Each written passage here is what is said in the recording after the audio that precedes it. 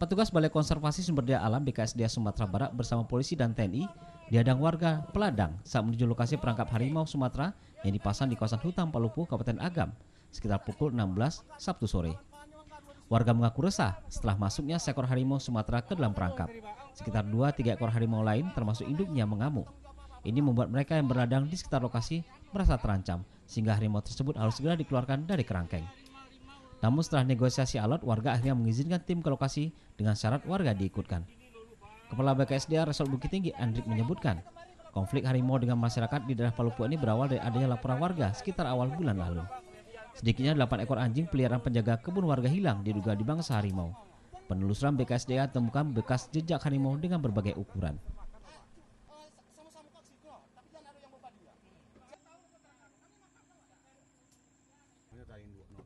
Saat diperiksa ke lokasi perangkap yang letaknya cukup jauh di dalam hutan, satu ekor harimau Sumatera diperkirakan berumur 1 hingga kurang dari 2 tahun telah berada di dalam perangkap. Saat petugas datang, harimau dalam perangkap sedang memakan umpan ternak yang sengaja ditaruh di dalam kerangkeng. Untuk pengecekan awal, petugas masih memeriksa dari dalam mobil. Upaya evakuasi belum dapat dilakukan mengingat antisipasi serangan beberapa harimau lain yang ada di sekitar lokasi. Nagari Kota Tabang, Nagari Jorong Maro, harimau Sumatera masuk perangkap.